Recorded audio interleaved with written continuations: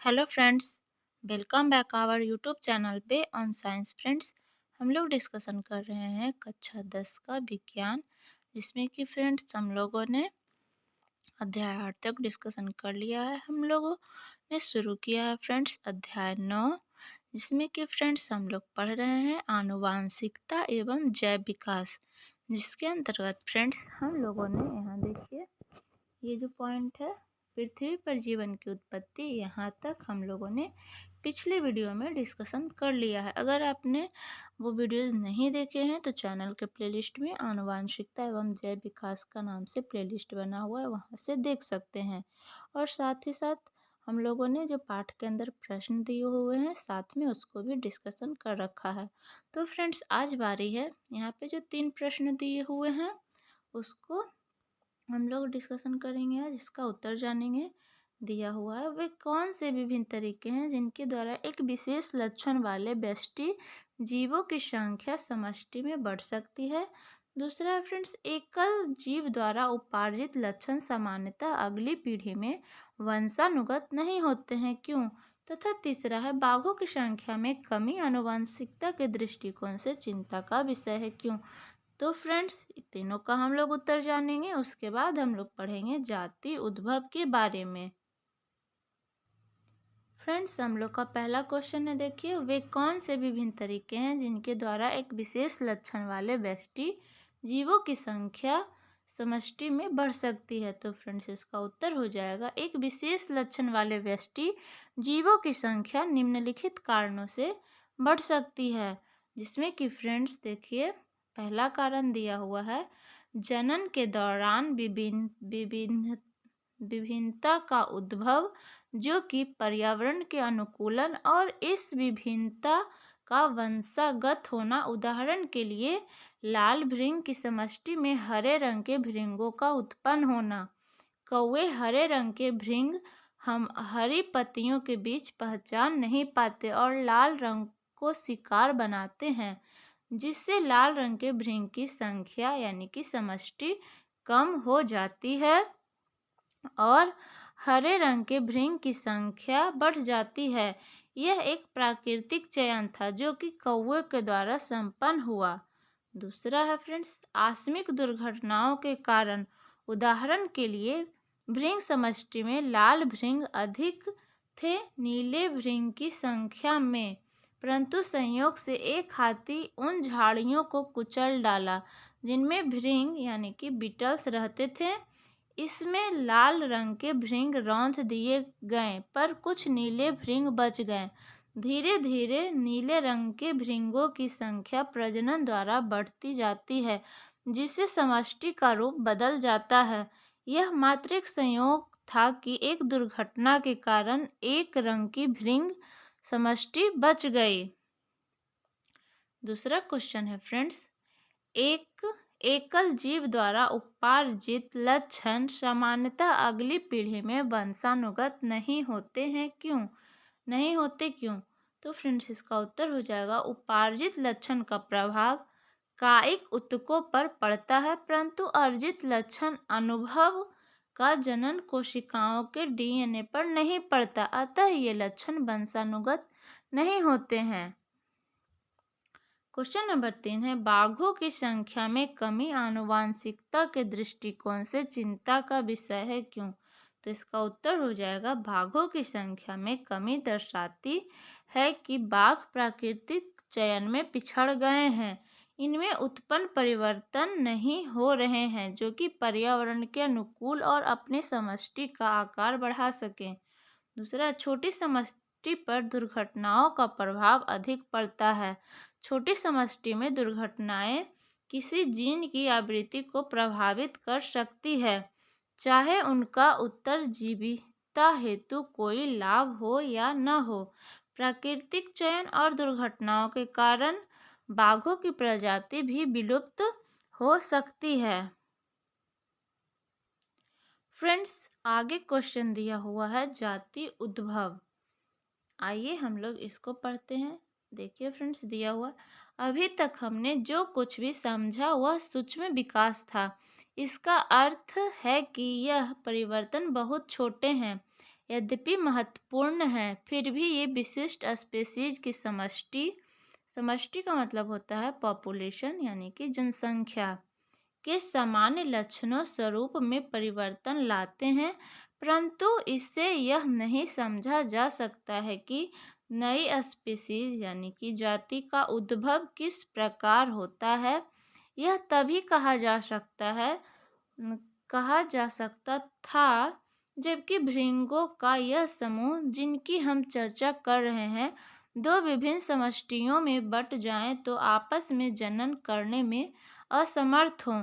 जब यह स्थिति उत्पन्न हो जाती है तब हम उन्हें दो स्वतंत्र स्पीशीज कह सकते हैं। तो क्या हम उन कारणों का विस्तारण करें जिनका जिक्र हमने ऊपर किया और स्पीशीज की उत्पत्ति के सिद्धांत को समझने का प्रयास करें। फ्रेंड्स, आगे वही किया गया है, देखिए दिया हुआ है। सोचिए क्या होगा कि वे झाड़ियाँ जिन पर भृंग भोजन के लिए निर्भर करते हैं एक पर्वत श्रृंखला के बृहद क्षेत्र में फैल जाए। परिणामतः समष्टि का आकार भी विशाल हो जाता है, परंतु व्यष्टि भृंग अपने भोजन के लिए जीवन भर अपने आसपास की कुछ झाड़ियों पर ही निर्भर करते हैं। वे बहुत दूर नहीं जा सकते, अतः भृंगों की इस विशाल समष्टि के आसपास उप समष्टि होगी, क्योंकि नर एवं मादा भृंग जनन के लिए आवश्यक हैं। अतः जनन प्रायः इन उप समष्टियों के सदस्यों के मध्य ही होगा। हाँ, कुछ साहसी भृंग एक स्थान से दूसरे स्थान पर जा सकते हैं, अथवा कौवे एक भृंग को एक स्थान से उठाकर बिना हानि पहुँचाए दूसरे स्थान पर छोड़ देता है। दोनों ही स्थितियों में अप्रवासी भृंग स्थानीय समष्टि के साथ ही जनन करेगा। परिणामतः अप्रवासी भृंग के जीन नई समष्टि में प्रविष्ट हो जाएंगे। इस प्रकार का जीन प्रवाह उन समष्टियों में होता रहता है जो आंशिक रूप से अलग अलग हैं, परंतु पूर्ण रूपेण अलग नहीं हुई हैं। परंतु यदि इस प्रकार की दो उप समष्टियों के मध्य एक विशाल नदी आ जाए तो दोनों समष्टियां और अधिक पृथक हो जाएगी। दोनों के मध्य जीन प्रवाह का स्तर और भी कम हो जाएगा। उपरोक्त पीढ़ियों में आनुवांशिक विचलन प्रत्येक उप समष्टि में विभिन्न परिवर्तनों का संग्रहण हो जाएगा। भौगोलिक रूप से विलग इन समष्टियों में प्राकृतिक चयन का तरीका भी भिन्न होगा। अतः उदाहरण के लिए एक उप समष्टि की सीमा में उकवाल,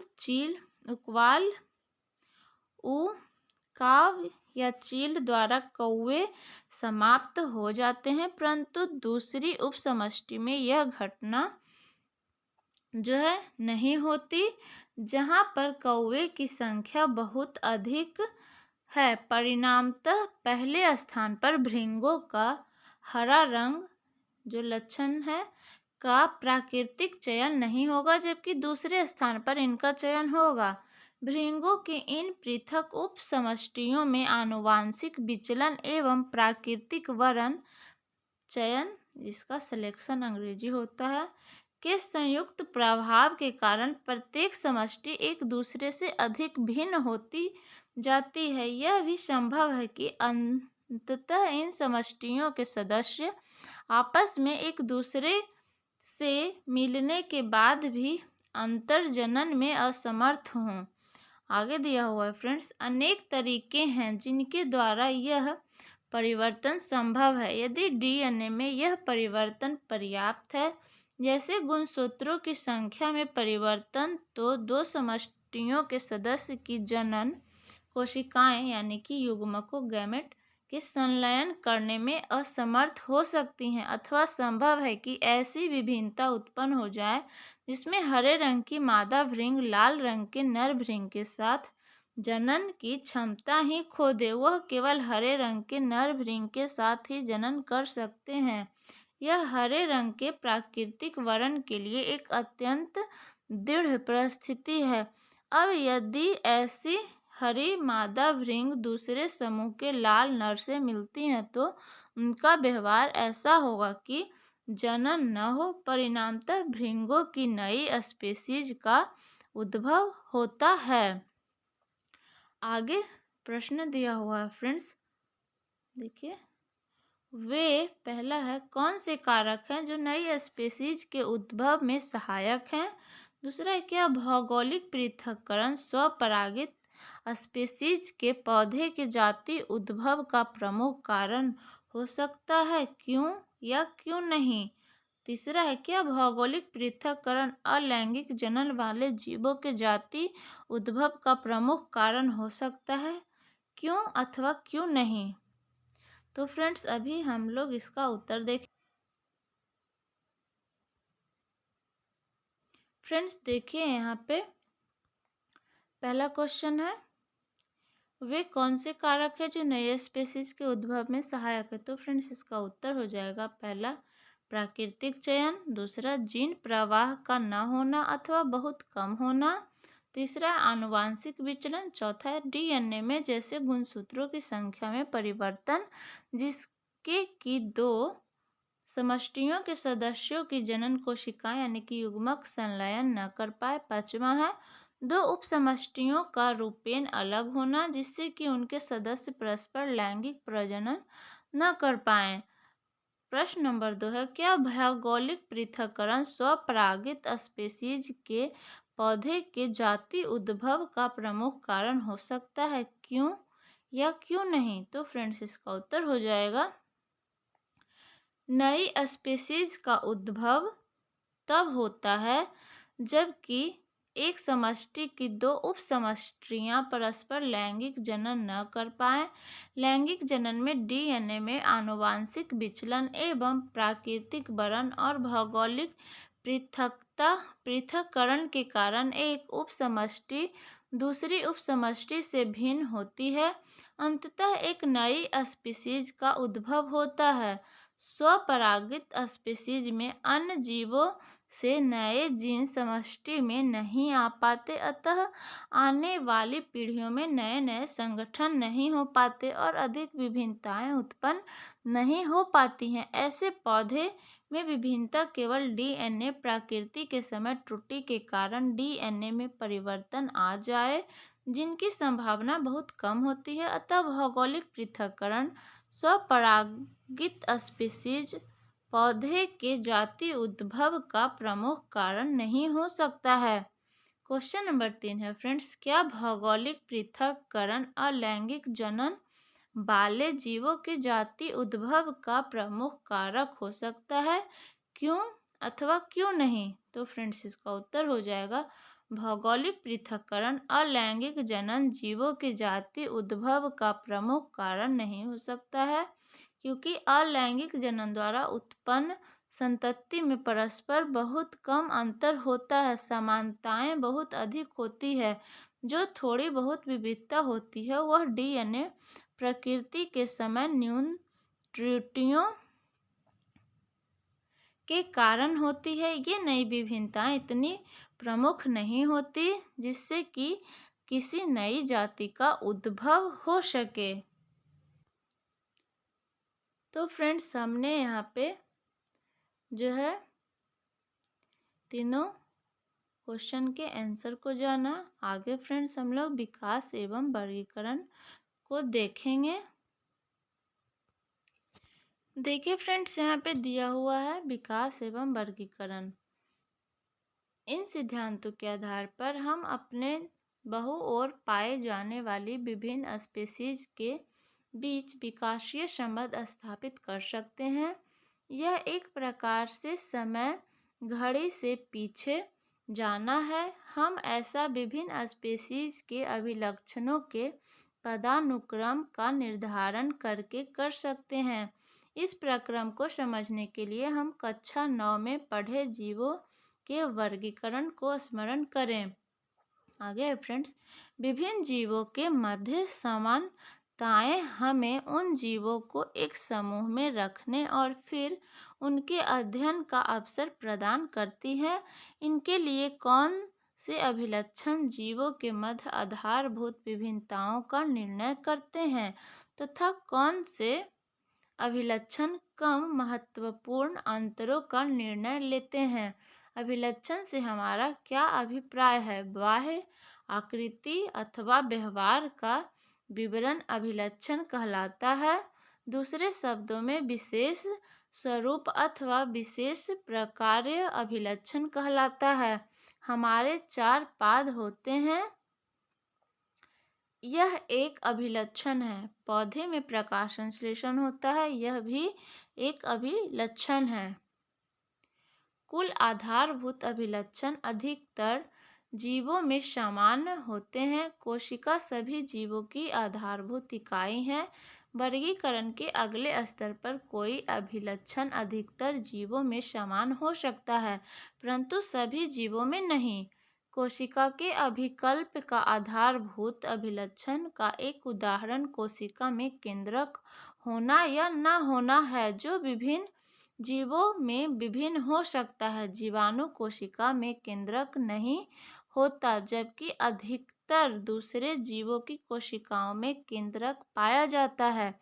केंद्रक युक्त कोशिका वाले जीवों के एक कोशिक अथवा बहुकोशिक होने का गुण शारीरिक अभिकल्प में एक आधारभूत अंतर दर्शाता है, जो कोशिकाओं एवं ऊतकों में विशिष्टीकरण के कारण है। बहुकोशिक जीवों में प्रकाश संश्लेषण का होना या न होना वर्गीकरण का अगला स्तर है। उन बहुकोशिक जीवों जिनमें प्रकाश संश्लेषण नहीं होता में कुछ जीव ऐसे हैं जिनमें अंतःकंकाल होता है तथा कुछ में बाह्य कंकाल का अभिलक्षण एक अन्य प्रकार का आधारभूत अभिकल्प अंतर है। इन थोड़े से प्रश्नों जो हमने यहाँ पूछे हैं के द्वारा भी हम देख सकते हैं कि पदानुक्रम विकसित हो रहा है, जिसके आधार पर वर्गीकरण के लिए समूह बना सकते हैं। आगे है फ्रेंड्स, 2 स्पीशीज के मध्य जितने अधिक अभिलक्षण समान होंगे, उनका संबंध भी उतना ही निकट होगा। जितनी अधिक समानताएं उनमें होगी, उनका उद्भव भी निकट अतीत में समान पूर्वजों से हुआ होगा। इससे हम उदाहरण की सहायता से समझ सकते हैं। एक भाई बहन अति निकट संबंधी हैं। उनमें पहली पीढ़ी में उनके पूर्वज समान थे, अर्थात वो एक ही माता पिता के संतान हैं। लड़की के चचेरे या ममेरे भाई बहन फर्स्ट काउजिन भी उनसे संबंधित हैं, परंतु उनके अपने भाई से कम है। इसका मुख्य कारण है कि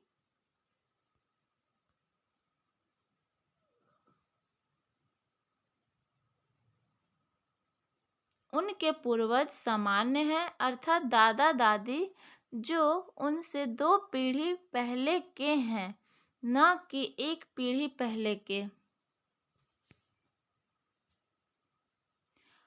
अब आप इस बात को भली प्रकार समझ सकते हैं कि स्पीशीज या जीवों का वर्गीकरण उसके विकास के संबंधों का प्रतिबिंब है। आगे फ्रेंड्स, अतः हम स्पीशीज के ऐसे समूह का निर्माण कर सकते हैं जिसमें पूर्वज निकट अतीत में समान थे।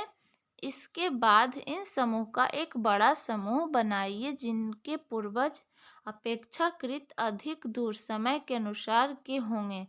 सैद्धांतिक रूप से इस प्रकार अतीत की कड़ियों का निर्माण करते हुए हम विकास की प्रारंभिक स्थिति तक पहुंच सकते हैं, जहां मात्र ही स्पीशीज थी।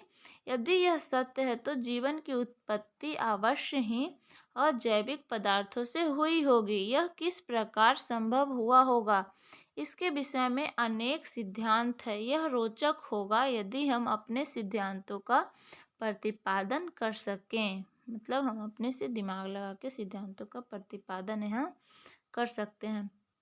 आगे दिया हुआ है फ्रेंड्स, विकासीय संबंध खोजना। आइए हम लोग इसको देखते हैं। इसमें दिया हुआ है फ्रेंड्स, जब हम विकासीय संबंध को जानने का प्रयास करते हैं तो हम समान अभिलक्षणों की पहचान किस प्रकार करते हैं। विभिन्न जीवों में यह अभिलक्षण समान होंगे क्योंकि वे समान जनक से वंशानुगत हुए हैं। उदाहरण के तौर पर इस वास्तविकता को ही लेते हैं कि पक्षियों, सरीसृप एवं जल स्थलचर एम्फीबियंस की भांति ही हम स्तनधारियों के 4 पाद यानी कि पैर होते हैं, जो कि चित्र 9.8 में सभी में पादों की आधारभूत संरचना एक समान है। यद्यपि विभिन्न कशेरुकों में विभिन्न कार्य के लिए इन्हें रूपांतरण हुआ है, तथापि पाद की आधारभूत संरचना एक समान है। ऐसे समजात अभिलक्षण से भिन्न दिखाई देने वाले विभिन्न स्पीशीज के बीच विकासीय संबंध की पहचान करने में सहायता मिलती है। तो फ्रेंड्स, यहाँ से हम लोग नेक्स्ट पार्ट जो है नेक्स्ट वीडियो में करेंगे।